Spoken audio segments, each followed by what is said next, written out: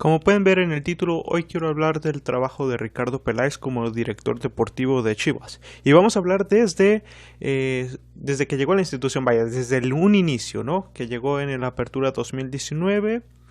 Llega prácticamente las últimas 5 jornadas y empieza a amarrar fichajes, empieza a contratar jugadores a diestra y siniestra y pues bueno, ya sabemos cómo acaba esa historia, ese invierno de fichajes, siendo Chivas el que a nivel mundial fue el que más invirtió en ese mercado, vaya. Y bueno, todo era wow, wow, las Chivas Galácticas se están formando y todo esto. Y no voy a negarlo, no voy a negarlo. Yo también estaba, pues, verdaderamente emocionado. Voy a dejarlo como emocionado porque era algo que nunca en la era Vergara se había visto. Un mercado de fichajes en el que arrase con todos, inclusive a nivel mundial, siendo el que más contrató, el que más gastó. Y bueno, también lo de Peláez, de que desde antes de que acabara el torneo ya tenía palabrados a jugadores del Necaxa, ya tenía prácticamente a Guzmán fichado, o sea, prácticamente todos los fichajes se estaban realizando desde antes de que acabara el torneo. Y en cuanto acabó el torneo, a la semana ya Peláez ya tenía amarrados a prácticamente a todos los fichajes, además el regreso de JJ, que ese no es un fichaje de Peláez, simplemente fue un regreso que iba a tener que regresar, y si no regresaba pues igual nos iban a caer 15 millones de dólares. Y bueno, todo era, pues vamos a decirlo como alegría, vamos a decir que era alegría, era emoción, era por fin. Por fin se gastaron dinero para traernos jugadores de calidad. Y precisamente esa es la palabra, ¿no? La calidad de los jugadores. Muchos comentaristas en los medios de comunicación decían que no eran jugadores de calidad los que estaba contratando Peláez, que era más cantidad que calidad y todo esto. Por supuesto, el fichaje que a mí más emociona y creo que a todos, a la mayoría, era Guzmán. Era Guzmán precisamente el fichaje que hacía que todo esto se hiciera grande. Si tú en ese invierno, en ese mercado de fichajes, quitas a Guzmán de la ecuación, nunca se sabe que Guzmán iba a llegar a Chivas, nunca se hace oficial el fichaje de Guzmán. Igual la emoción y la alegría se disminuiría fácil en un 30-40%, porque prácticamente la mayor expectativa, la mayor ilusión que te puede generar en ese mercado de fichajes era Guzmán, y era por lo cual se elevaron las expectativas tan altas de este equipo. Insisto, si nunca se haya dado el fichaje de Guzmán, si nunca se haya mencionado Guzmán dentro de esas contrataciones de Peláez, la expectativa bajaría a 30-40%, la emoción, toda la euforia del aficionado de Chivas se haya bajado considerablemente. Y bueno, ante eso, todo el revuelo que causó y todas las críticas que llovió por mucha cantidad y no calidad, pues ya todo pasado, pues vemos algunos resultados, vemos cómo se ha desempeñado cada refuerzo, vemos cómo el director técnico en turno utiliza a los refuerzos. En ese caso era Atena, hasta hace algunas semanas era Atena aún. Y bueno, ya con los análisis, ya después, como se dice, a toro pasado, ya todo, ya puedes decir una mejor opinión, ya puedes decir si fue mal o bien, vaya. Y lo que deja en claro es de que, entre comillas, pues fue mal. Fue mal ese mercado, lo hizo mal Peláez. Parece los que dijeron que era cantidad y no calidad, pues parece que tuvieron la razón. Y digo parece porque al final de cuentas, Antuna, vamos a ver, Antuna era el goleador de la selección mexicana. En la era Martino creo que Antuna es el goleador, no Jiménez. Y bueno, unos podrán decir, sí, pero bueno, ¿a qué rivales le ha metido goles? ¿A qué equipos le ha metido goles? ¿A qué países le ha metido goles Antuna? Ok, yo te puedo decir lo siguiente, le ha metido goles a los mismos con los cuales Jiménez se ha enfrentado, y Jiménez no ha sido el goleador de la era Tata Martino. ¿Estás de acuerdo? ¿Estás de acuerdo que Jiménez también se ha enfrentado a los mismos rivales que se ha enfrentado a Antuna en la selección mexicana Y Jiménez no es el goleador de la era Martino, ok, estamos claros, ¿no? Y Jiménez, Super Juve, Super Manchester, Super Real Madrid, Super todos los equipos grandes de Europa que se lo quieren, lo desean, según los medios de comunicación. ¿Estás de acuerdo, no? Que Antuna ahí estaba, ¿no? Son los mismos rivales a los que ahora se ha enfrentado. Ok, perfecto. Por eso para mí era grandioso. Y no solo eso, a mí no me importaba que Antuna jugara en el Galaxy, o en el City, o en el Groningen, o en el que me quieras contar, no me importaba nada. A mí lo que me importa de Antuna son sus capacidades físicas.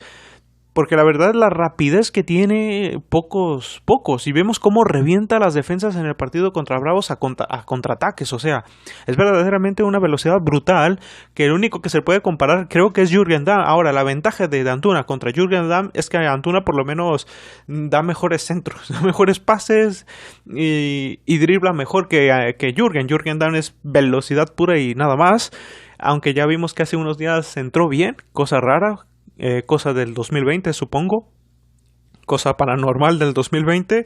El fin está cerca, muchachos, el fin está cerca, pero bueno, ya poniéndonos más serio, pues vemos que Antuna, pues por las condiciones físicas, sus virtudes, a mí era el fichaje y por lo cual yo lo veía de buena manera. O sea, no es precisamente el presente, sino lo que te puede dar a futuro. Es joven, tiene 22 años, eso también es bueno. La edad que tiene Antuna, o sea, puede aquí quedarse unos 6, 8 años rindiendo a un nivel mejor del que actualmente tiene y quedarse, ¿no? En un nivel mucho mejor que actualmente. Y bueno, lo de Antuna me parece bien. Luego, lo del Gallo era una apuesta, porque es cierto que en Santos no era titular y tú podrías decir, pues bueno, no es titular, ¿por qué? ¿Por capricho del técnico? Puede ser. O porque verdaderamente Gallito está en un nivel inferior al que es titular en Santos. Y estaba esa pregunta, estaba esa incógnita, yo lo veía más como un capricho del técnico. Y pues vemos que verdaderamente el Gallito tiene un nivel pésimo. Hice un video hablando sobre el gran nivel de Molina y vemos en comparación al Gallito Vázquez que el Gallito Vázquez está en un nivel pésimo. Pésimo, pésimo. Y bueno, ok, como digo, a toro pasado ya todo puedes analizar mejor. Pero en ese momento, en ese instante, pues tú decías, el fichaje del Gallito, va a regresar el Gallito del campeonato. Qué genial. Y lo mismo yo decía, ok, está bien, vamos a ver si le puede quitar la titularidad a Molina. Y pues vemos que Gallito verdaderamente nivel pésimo lo del Gallo Vázquez. Ok, luego vendría Angulo y Chicote. Chicote, el segundo mejor lateral izquierdo mexicano. Para mí el primero es Gallardo. Para mí el mejor lateral izquierdo de México es Gallardo. Y el segundo es Chicote Calderón. Chicote que tenía una campaña fabulosa con Necaxa. Lo mismo Canelo. Y tú dices, ok, tienes al Canelo que tuvo un temporadón con Rayos de Necaxa. Tuvo una gran campaña con Rayos de Necaxa. Y Chicote que también tuvo una gran campaña. Además Chicote siendo el segundo mejor en su posición, mexicano. Y tú dices, ok, te traes a los dos que juegan por la misma banda. Prácticamente te traes a la dupla. Te traes a la dupla de ese Necaxa que llegó a semifinales del torneo pasado, del torneo que acaba de terminar, ¿no? Te traes a los dos mejores. Entonces, quien me diga que eso no era calidad, pues señores, no sé. O sea, te traes a los dos que tuvieron una campañota y que por supuesto Chicote el segundo mejor lateral izquierdo mexicano. Angulo que tuvo un temporadón, que con Necaxa llegaron a semifinales, pues evidentemente que era de gran calidad de esos dos fichajes. A ver, el que me diga que no, pues estará, no sé, no sé qué estará pensando, cuáles son los argumentos. Pero claro, a toro pasado nuevamente digo, pues puedes hacer un análisis de por qué falló, de por qué sí triunfó. Y creo que analizando las cosas, pues Canelo Angulo, ¿cuántas temporadas tuvo de esa manera? Chicote Calderón, ¿cuántas temporadas tuvo de esa manera? Una buena campaña tuvo Canelo, una buena campaña tuvo Calderón, y solo tenían esa campaña de respaldo a sus espaldas. Pero al final de cuentas es una apuesta, y al final de cuentas para mí el fichaje no era erróneo, para mí estuvo bien esos dos fichajes. Ahora, que Necaxa de ahí te metió un pegostie a Alexis Peña, y que sin Alexis Peña, si no les compras el Rayo Combo, pues no te los venden, pues ni modo, tienes que aceptar, porque al final de cuentas te estás trayendo a la dupla que llevó a Necaxa a semifinales. Estamos todos de acuerdo en esa situación. Madueña, pues no sabíamos qué nivel tenía Madueña. Necesitábamos a alguien mejor que Van Rankin y que le pudiera competir mejor a Chapo Sánchez, porque los canteranos que tenemos en la lateral derecha pues son inexistentes, no tenemos en esa posición canteranos buenos. Y bueno, ok, Madueña era una posición que requeríamos. Y llega Madueña y, como digo, a toro pasado ya entiendes, ya sabes y ya puedes sacar tus conclusiones y puedes decir si fue malo o bueno el fichaje. Y obviamente pues es malísimo. Madueña tampoco tiene un nivel para jugar en Chivas.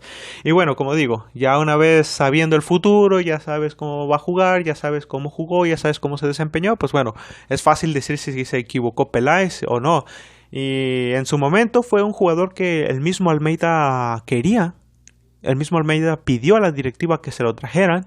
Entonces, pues, Madueña había tenido algunas buenas campañas, algunas buenas participaciones, algunos buenos juegos que hasta Almeida lo quería para sus Chivas. Y bueno, ante ese detalle, pues uno podría decir que era un buen fichaje. Además, insisto, que no teníamos en fuerzas básicas, que además Van Rankin no rendía y que necesitamos a alguien que le competiera a Chapo. Pues para mí era un buen fichaje. A ver, tengan en cuenta todo esto que acabo de decir. Y díganme si Madueña era un buen o no fichaje, un buen fichaje o mal fichaje. Díganme ustedes en los comentarios. Pero para mí, teniendo todo eso en cuenta, sabiendo que no sabemos en qué nivel viene Madueña, sabiendo que no sabes en el futuro cómo se va a desempeñar Madueña, pues para mí era un buen fichaje. Ahora, a toro pasado, insisto, ya viendo el futuro, y pues ya sabes que verdaderamente fue un pésimo fichaje. También tener en cuenta que valió $2 millones, así que pues no costó tanto dinero, entonces, en fin, me parecía también valorando lo económico un buen fichaje. Creo que también lo económico influye demasiado en esto, ¿no? Creo que el tema económico es lo que también influye demasiado en si fueron buenos o malos fichajes. Antuna rebasando los $10 millones. Tal vez ahí estaba la queja, ¿no? Estaba ahí la queja y por lo cual se le puede recriminar a Peláez que lo fichara en tanto, pero al final de cuentas eres Chivas y solo juegas con mexicanos y es lo que hay. Si quieres fichar jugadores de esa calidad a menor precio, la única opción que tienes es romper la tradición y traerte a un extranjero que te va a valer $3 millones. Así están las cosas. Eres Chivas, juegas con mexicanos y el mexicano está muy, muy caro, pues es lo que hay. Entonces, teniendo también en cuenta que eres Chivas, que a ti te venden todo caro, pues, el fichaje me sigue pareciendo bien, me sigue pareciendo bueno el fichaje de Peláez sobre Antuna. Lo mismo sobre Chicote, lo mismo sobre Canelo, lo de Peña, pues ya te metieron ahí como Pegoste en Necaxa, muy bien en su no sé cómo llamarlo, en su estrategia de merchandising, por así decirlo. Pero bueno, vemos ahí los fichajes, ¿no? Los de Guzmán, por supuesto que era la cereza en el pastel. Y bueno, ¿cuál cereza en el pastel? Era el pastel. La cereza en el pastel eran los otros fichajes. El pastel como tal era Guzmán. Al revés. La cereza en el pastel no era Guzmán, no. Guzmán era el pastel. Los demás eran las cerezas que le pones y el betún al pastel, ¿no? Y bueno, pues ahí vemos que Peláez, ¿no? El trabajo lo estaba haciendo demasiado bien. Ahora, ya teniendo en cuenta todo esto, ya dejando de lado su participación en los fichajes, dejando a Tena como director técnico, que también me pareció una buena decisión en su momento, y porque el proyecto y el nivel futbolístico del equipo de Tena iba hacia arriba. Tena agarró el equipo muy mal. Tomás lo dejó en la mierda, vamos a decirlo así. Tomás lo dejó en un nivel bajísimo. Y Tena los fue elevando hasta que casi, si no fuera por el cabezazo de González en el último minuto contra Pumas, pues hayamos llegado a liguilla. Señores. Luego, para la siguiente campaña, la pretemporada, las Chivas Lácticas 2.0, íbamos hacia arriba. el nivel futbolístico del equipo iba hacia arriba, iba mejor, mejor presión, mejor intensidad, mejores movimientos, mejores jugadas, mejor juego colectivo, hasta las individualidades. Chofis vimos ahí la pretemporada, vaya, haciendo un golazo contra el Necaxa, teniendo buenas participaciones, buenos pases, buen juego. O sea, todo iba hacia arriba, hacia arriba, hacia arriba, hasta que llega el partido contra Pachuca, que ahí Tena comete el peor error en su historia aquí con Chivas. Su peor error. Empieza a cambiar el juego. Empieza a cambiar la estrategia, empieza a cambiar los planteamientos y ahí Chivas viene abajo, abajo, abajo, abajo, abajo, hasta que llega a la Copa MX y ahí con altibajos, pero más hacia abajo que para arriba. Llegan las primeras 3 fechas del torneo Guardianes 2020 y hacia abajo, hacia abajo, hacia abajo, hacia abajo y hacia abajo. Peláez sabe que el proyecto de Tena viene desde el partido contra Pachuca del torneo pasado, desde la jornada 2. Viene ya esto hacia abajo, hacia abajo, hacia abajo. Y no hay alguna manera de que vea que Tena pueda levantar el barco. Pues bueno, dice sayonara. Sayonara, nos vemos. Me pareció fantástica la decisión de cortar a Tena. Era lo que todos. Era una situación verdaderamente insostenible que Tena siguiera como director técnico del Guadalajara. Y me pareció una estupenda idea de Peláez que lo echara. O sea, es que tenía que pasar. Luego trae a Vucetich. El técnico que muchos, incluyéndome, yo lo quería. Claro, yo sé que la primera opción es Almeida, pero soy realista.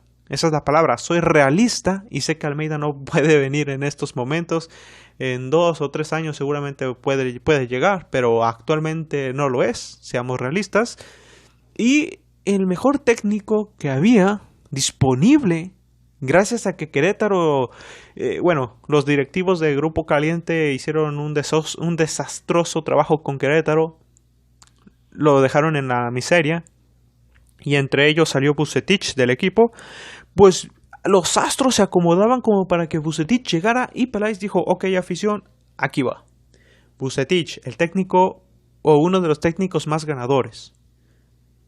Gran currículo, que hace buenos trabajos, con equipos de ascenso, con equipos que apenas ascendieron, con Pachuca, con Tigres que ganó Copa MX antes, con Tigres ganó una Copa MX antes de que llegara esta poderosa economía con la cual goza Tuca Ferretti, antes de la gran economía.